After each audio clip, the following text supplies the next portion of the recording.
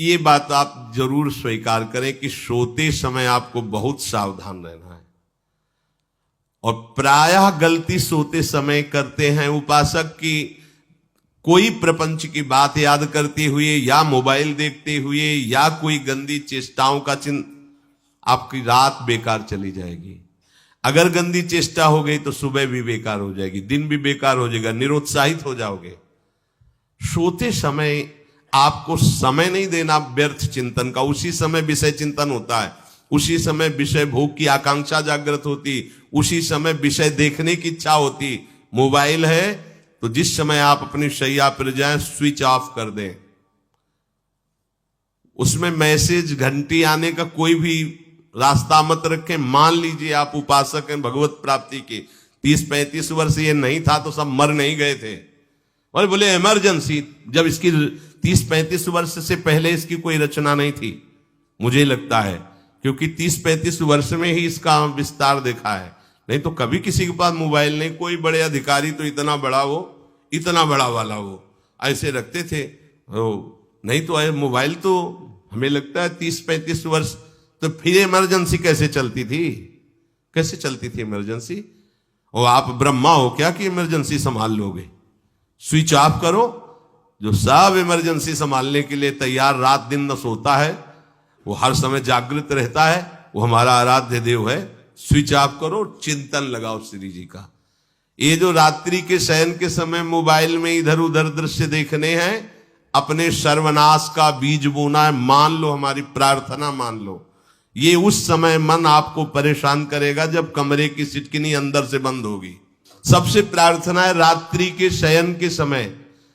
तो बोले फिर ठीक है 10 बजे तक देख लेंगे मोबाइल, इसके बाद शयन के समय भजन कर लेंगे। होगा ही नहीं। क्या तुम देखना चाहते हो? प्रिया प्रीतम के सिवा और कुछ क्या देखना चाहते हो? वो तो सुभग सुंदरी सहज सिंगार, सहज शोभा सर्वांग प्रति सहज रूप वृषभानुनंदिनी। हमारी स्वामिनी जी की सुंदरता छुपाने के लिए आभूषण पहनाए जाते हैं, औरों को तो आभूषण सुंदरता बढ़ाने के लिए। यहां छवि के छिपाए बे को ऐसे के दास होके क्या देखोगे मोबाइल में? क्या देखना चाहते हो? वासना की क्रीड़ा, और तुम उस क्रीड़ा को देखना चाहते हो? परमार्थ के पथिक हो। देखना है तो प्रभु को देखने की वृत्ति रखो, अन्यथा मूंद लो आंखें। प्यारे, महान फल प्राप्त करोगे। सबसे प्रार्थना है एकांत में मोबाइल रूपी दुश्मन से बचो। क्योंकि जब आप गंदी बात कहीं देखोगे तो आपके अंदर वैसे ही चिंतन बनेगा। वो ऐसे ही लगेगा, मैं भी ऐसा करूं, मैं भी ऐसा भोगूं, मैं भी ऐसा देखूं। मान लीजिए आप, जब हमारे शास्त्र कहते हैं कि पशु पक्षियों के मैथुन को भी नहीं देखना है, अगर ऐसा एक बार दृष्टि पड़े तो मानसिक प्रणाम करके दोबारा दृष्टि ना देना। और आप मोबाइल में ऐसी चेष्टाएं देखोगे, कैसे आप भगवत भजन करोगे? कैसे भगवत प्राप्ति का उद्देश्य रख पाओगे? ये कलयुग की बहुत महीन चाल है कि उसके बिना काम नहीं चलेगा और हम तुम्हें काम से युक्त कर देंगे। इसके बिना काम चलेगा नहीं, तुमको रखना पड़ेगा। और जब तुम इसे रखोगे तो हम काम अपना कर लेंगे। कलयुग ने कहा हम अपनी व्यवस्था बना लेंगे। यहां कह रहे, जब आप नींद में जा रहे हैं तो बिल्कुल मानो मृत्यु शैया पे जा रहे हैं। आपको उस समय नाम जप में बहुत ध्यान देना है, कहीं मन बहक ना जाए। तो क्या होगा, 5-6 घंटे जो आप लेटोगे ना, वो भी भजन हो जाएगा। हमारा जो सततम योमाम स्मरति नित्यशा है ना, ये पूरा हो जाएगा। नहीं, उस समय हम सो जाएंगे तो हमारा 6 घंटे का वियोग हो गया, 6 घंटे भजन रुक जाएगा। और ये 100% पक्की बात अनुभव की कहते हैं। यदि सोते हुए भजन करोगे तो जगते, कई बार तो पकड़ा है कि अगर आधे पद में बेशुद्ध हो गए तो वो पद पूरा जगते ही शुरू हो गया है। मतलब बीच में स्थिति भागवती की रही। जैसे बेहोश करते समय हमने कहा था, जब ऑपरेशन के हमें बता देना, तो उनका बाबा अब इंजेक्शन लगाने वाले हैं, तो वो 1 मिनट हमें केवल दीजिए, अपनी चित्तवृत्ति। तो जब होश आया तो वही पहले चिंतन चल रहा था, वही चिंतन। जैसे सोने के समय बेहोश हुए तो जगने के समय वही चिंतन, ऐसे ही इंजेक्शन से जब बेहोश हुए और जब होश आया तो वही चिंतन चल। बहुत बड़ा चमत्कार अभ्यास का है। नींद खुले तब से लेकर गाढ़ नींद आने तक स्मरण में कभी रुकना नहीं। और आपको एक छूट दे रहे हैं। कभी कभी क्या होता है कि एक मंत्र में, एक नाम में जैसे बहुत देर अभ्यास करते तो मन उबने लगता है। इसका स्वभाव है, ये अनुभव की बातें कहते हैं। इसका स्वभाव है नवम नवम। नहीं तो ये मतलब, तो इसको हम लोगों ने कैसे फंसाया है। जैसे गुरु मंत्र जप रहे, अब 2-3 घंटे लगातार गुरु मंत्र जप, अब इसको उबन बढ़ी, अब ये छोड़ रहा है, बीच बीच में पता चलता है छोड़ना चाहता है, छोड़ रहा है, तुरंत इसको नाम में फंसाया। अब थोड़ी देर नाम में चला, फिर उब रहा है, बहुत विचित्र है ये। अब उसको फंसा दिया। उस पीछे की बात अभ्यास के समय, नमामि शमीशान निर्वाण रूपम विभुम व्यापकम ब्रह्मवेद स्वरूपम। चिंतन, पदगान करे, ये भगवान शिव पदगान कर रहे हैं, और उसका चिंतन, निर्वाण रूपम विभुम व्यापकम ब्रह्मवेद स्वरूपम। अब अपने यहां अवसर है, सुंदर सुंदर कोई पद गुरुमंत्र जब करते हुए मन जब उबने लगे, राधा वल्लभ श्री हरिवंश, राधा वल्लभ श्री हरिवंश, राधा वल्लभ श्री हरिवंश, इसमें भी उबने लगे। शुरू कर, जोई जोई प्यारो करे सोई मोही भावे, भावे मोही जोई, इसमें भी उबने लगे। सुधा निधि का कोई एक लाइन ले लो, ब्रह्मेश्वरादि सुदुरूह पदारविंद श्रीमत् पराग परमाद्भुत वैभव, ब्रह्मेश्वरादि सुदुरूह छोड़ना नहीं है, तू भाग में नवम नवम दे रहा हूं, नवम नवम। इसको फंसाने के लिए आपके पास अस्त्र हो, जैसे यहां चाकू, यहां पिस्तौल, तलवार, ये वो सब बिल्कुल वीर सजा रहता है, ऐसे ही अपने लोग सजे रहते। छोटा राधा, अब एकदम चिपक गया है आके, तो कैसे मारे, तो छोटी चाकू है ना वैसे। राधा राधा राधा, थोड़ा दूरी राधा वल्लभ श्री हरिवंश, थोड़ा और दूरी गुरु मंत्र, बड़े बड़े अस्त्र अपने पास रख ले। बहुत भाग रहा है तो फंसा दिया। प्रथम यथावति प्रणव श्री, अब लग पूरा पदगा, पूरा पदगा उसमें लग, प्रथम यथामति प्रणव। भोजन पाते समय ऐसा अभ्यास किया है, 1 घंटा के पहले भोजन नहीं होता, चाहे 2 रोटी पाना हो, समय लगता है भोजन। आराम, एक एक नाम, एक एक, कुछ भी हल्ला मचाओ, कोई फर्क नहीं पड़ेगा, अपना चलेगा। अभ्यास स्नान के समय, भोजन के समय, किसी क्रिया के करते समय, किसी से बात करते समय, सोते समय, ये विशेष स्थान जहां में सावधान रहना है। यहां भजन छूटता है, ध्यान देना, यही भजन छूटता है। चलते समय, क्रियावान होते समय, प्रसाद पाते समय, या किसी से बतराते समय, ये सब भजन के छूटने के स्थान है, और यही पकड़ना है भजन को। जब आपको बिल्कुल न लगे तो मानसिक सब बंद कर दो और गुनगुनाने लगो। जो धुनी आपको अच्छी लगे उसी में नाम, कोई नाम लेके, संसार का चिंतन ना होने पावे, चाहे जो कुछ तुम जहां तुम्हारा मन आवे, गंगावरी गोदावरी, कुछ भी भागवतिक चिंतन के सिवा संसार के चिंतन न होने पाए। पहले ऐसे अनन्य बनो, फिर बाद में अनन्यता आती। रसना कटो जो अनरट, हाँ भी विषय चिंतन कर रहे हैं, प्रपंच कर रहे हैं, बोले रसना कटो जो अनरटो। और नहीं बोल सकते, प्रपंच बोलेंगे बस, रसना कटो, ये शब्द वहां नहीं आते। पहले हम आपको छूट देते, भक्त चरित्र, भगवान की चरित्र, नाम, कीर्तन, मंत्र, जो भी चाहो, संसार का चिंतन मत होने देना, पहले ये पकड़ो। फिर आगे चल करके जब पवित्र हृदय होगा तब ये निष्ठा आती। रसना कटो जो अन रटो, निरखियन फुटो नयन। मान लो संसार का चिंतन नहीं करने देना है इसको, आप जैसे बने वैसे करो भागवतिक चिंतन। कोई नाम ले लो, कोई मंत्र ले लो, तुम्हें जो प्रिय लगे, हम छूट देते हैं। ये हम नहीं करें कि रसना कटो जो अन रटो, ये बाद की बात है। हमें पहले इसका संसार चिंतन रोकना है। कैसे छूटेगा, कैसे छूटेगा, हमें यह पकड़ना है।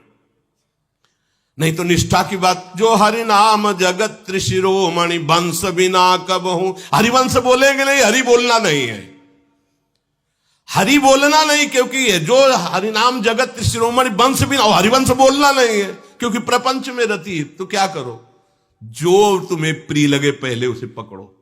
ये हम अंदर की बात कह रहे, प्रवचन की बात नहीं कह रहे। मन को फंसाना है हमें। राम कृष्ण हरि जहां लगे इसको लगा, पहले इसको फंसाओ, संसार का चिंतन न होने दे। गीता भागवत भक्त चरित्र कुछ भी कहीं भी इसे फंसाओ, पहले संसार का चिंतन न होने दो, फिर लाओ इसको घुमा के निकुंज वाटिका में, फिर तो भागेगा ही नहीं, फिर नहीं भागेगा। अब सीधे निकुंज वाटिका में किसी महाभाग्यशाली गुरु आश्रित का लगेगा, अन्यथा बहुत प्रपंची मन है। आप आश्रय इधर का लोगे, प्रपंच का चिंतन करोगे, बात बनेगी नहीं। चिंतन छोड़ना है हमें, जैसे बने तैसे संसार का चिंतन छूट जाए तो हम विजय को प्राप्त होंगे। ध्यान दीजिए, इस परमात्म तत्व को वही प्राप्त कर पाता है जिसका राग बीत गया है, खत्म हो गया है, वैराग्यवान। ज्यादा परिश्रम नहीं है वैराग्य में, विवेक नहीं होने के कारण हम वैराग्य नहीं धारण कर पाते। हम बाहरी बातों को वैराग्य ले लेते हैं, ऐसा कपड़ा बदल लेना या कपड़ा ना पहनना या लौकी का कमंडल, मिट्टी का पात्र, तो हम अपने को वैरागी। बात यहां नहीं रुकेगी। वैराग्य का इतना ही मतलब नहीं, ये भी एक बाह्य अंग है वैराग्य का, पर वैराग्य का सच्चा स्वरूप है वीतरागा। कहीं कुछ भी अच्छा नहीं लग रहा, कोई भी सुख आकर्षित नहीं कर रहा, लोक लोकांतर की प्रतिष्ठा, मान, सुख, ऐश्वर्य, व्यक्ति, कुछ अच्छा नहीं, राग खत्म हो गया। ऐसा उस अक्षर ब्रह्म को, अविनाशी तत्व को जान पाता है। जगते भयो फिरे बैरागी, जैसी हरिवंश प्रपंच बंच सब ये काल ब्याल को खायो। हालत यह है कि जैसे सांप ने मेढक को पकड़ रखा और मेढक सामने पतिंगा को, कीड़े को पकड़ना चाहता है, उसे यह पता नहीं कि मैं खुद किसी का कवल बन चुका हूं, वो एक झटके में मुझे अपने पेट में ले जाएगा। ऐसे ही हम सब हैं, काल के द्वारा ग्रसित है। काल ने हमें पकड़ रखा है, पर हम भोग भोगना चाहते हैं, हम नाना प्रकार की मान प्रतिष्ठा पाना चाहिए। ये पता नहीं एक झटके में हमारा अस्तित्व ही खत्म हो जाएगा। जिनके अंतःकरण में किसी भी व्यक्ति, वस्तु, स्थान, पद, प्रतिष्ठा का राग ही नहीं रह गया है, उसे कहते हैं वैराग्यवान। वीतरागाः, राग ही नहीं है। जिनका अंतःकरण निष्पाप निर्मल हो चुका है, जिनके हृदय में केवल भगवत प्राप्ति की उत्कट लालसा जागृत हो गई है, ऐसा साधन संपन्न उपासक परमात्म तत्व में प्रवेश पाता है। अध्यात्म मार्ग की ऊंचाई पर वो स्थित हो जाता है। यदि छंतो ब्रह्मचर्यम चरंती, जिनकी इच्छा एकमात्र भगवत प्राप्ति की है, यदि छंतो, तो उनको क्या करना होगा? ब्रह्मचर्यम चरंती, ब्रह्मचर्य का पालन करना होगा। प्रत्येक इंद्रियों का निर्विषय हो जाना वास्तविक ब्रह्मचर्य है। केवल जनेन्द्रिय से ही ब्रह्मचर्य को नहीं लेते। हमारी प्रत्येक इंद्रिय भोगों से रहित होकर भगवत अनुराग में, नेत्र प्रभु को देखना चाहते हैं, त्वगेंद्री प्रभु को स्पर्श करना चाहती है, घ्राणेन्द्री प्रभु के श्री अंग की गंध पाना चाहती है, श्रवणेन्द्री प्रभु के वचन सुनना चाहती है। एक एक इंद्रिय अपने प्रभु में लग गई, अंतर्मुख हो गई, बाहर विषयों का त्याग हो गया। इसे ब्रह्मचर्य कहते हैं। पर प्रारंभिक ब्रह्मचर्य में जनेन्द्रिय का ब्रह्मचर्य अत्यंत आवश्यक है। यदि जनेन्द्रिय जन्य व्यभिचार दोष से युक्त है तो कदापि उसे भगवत प्राप्ति नहीं हो सकती। शुभ गति व्यभिचारी शुभ गति चाहे असंभव। और भगवत मार्ग में सबसे बड़ा दुश्मन यही व्यभिचार दोष है, काम। इसी से हमारा हृदय मलिन होता रहता है, अंधा बटे और पड़ा चबाए वाली दशा रहती। कहते हमें 50 वर्ष हो गए। अरे 50 जन्म हो जाए तुम व्यभिचार करो, गंदी बातें करो, गंदे चिंतन करो, सो समय व्यतीत कर, अनंत जन्म व्यतीत हो गए, भगवत प्राप्ति हुई क्या? 50 वर्ष से भगवत प्राप्ति हो जाएगी क्या? 5 मिनट काफी है भगवत प्राप्ति में, एक बार नाम काफी है। वो स्थिति तो लाओ।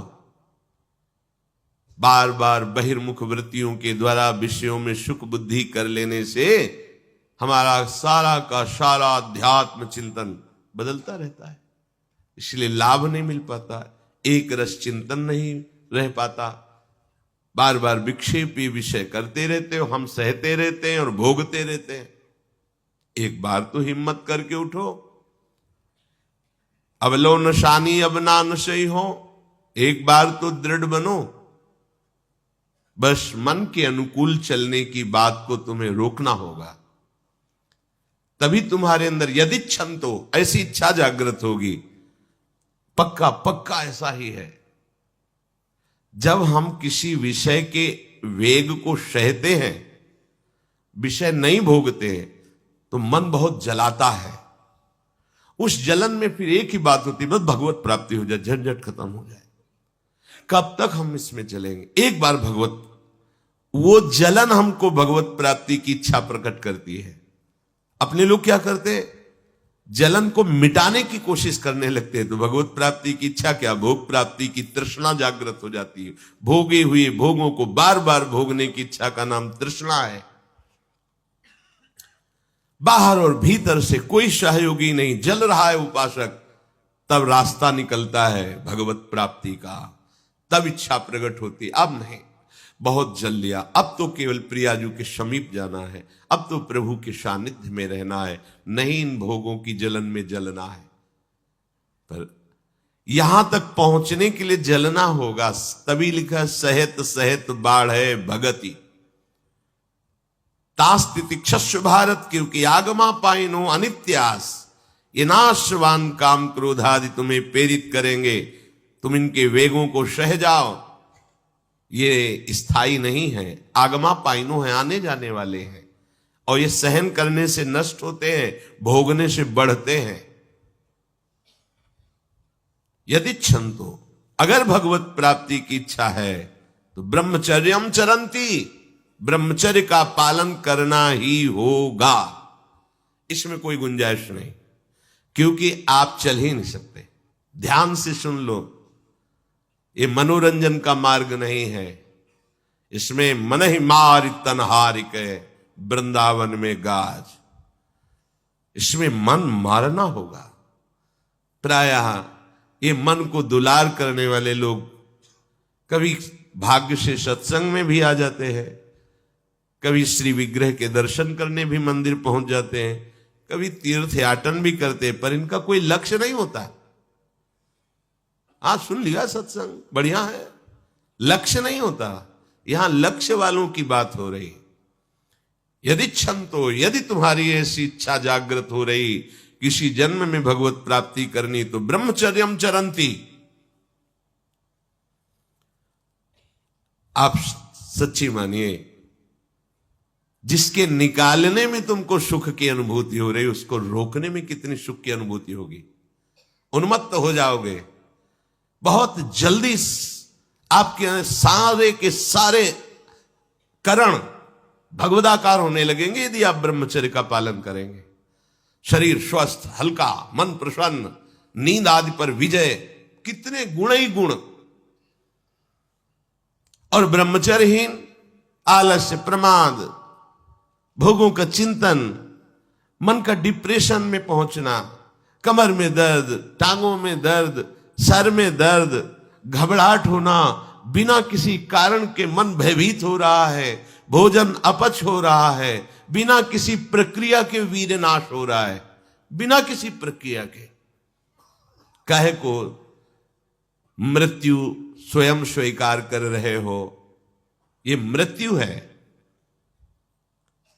चाहे भगवान दत्तात्रेय जी बोल रहे हैं या भगवान कपिल देव जी बोल रहे हो, जब उपासक को संबोधन करते हैं भगवत प्राप्ति के लिए, तो कहते हैं कि इस भोग वृत्ति को साक्षात मृत्यु रूप देखो, ये मृत्यु है तुम्हारी। जब शरीर राग त्यागना है तो तुम शरीर से भोग भोगोगे तो आसक्ति शरीर की पुष्ट होगी, आसक्ति भोग सुख की पुष्ट होगी, है नहीं। कितने दिन शरीर रहेगा, कितने दिन भोग रहेंगे। विचारवान बनो, ब्रह्मचर्यम चरंती, ब्रह्मचर्य का पालन करो। उपासक जो ब्रह्मचारी होता है उसका खिला हुआ चेहरा रहता है, जैसे कमल खिला हुआ, बिना किसी कारण के उसकी मुख मुद्रा में प्रसन्नता होती है। जो ब्रह्मचर्यहीन होता है बुझा हुआ चेहरा होता है, तेजहीन, बिना किसी कारण के वो शोकग्रस्त लगता है। बैठा है, आपको लग रहा है शांत है, लेकिन आप चेहरे को देखो, वो एक शोकग्रस्त है, कुम्हलाया हुआ चेहरा, अशांत चेहरा। मुख प्रसन्न, तन तेज विराजा, यह है ब्रह्मचर्यम चरंती, भगवत आराधन संपन्न उपासक का।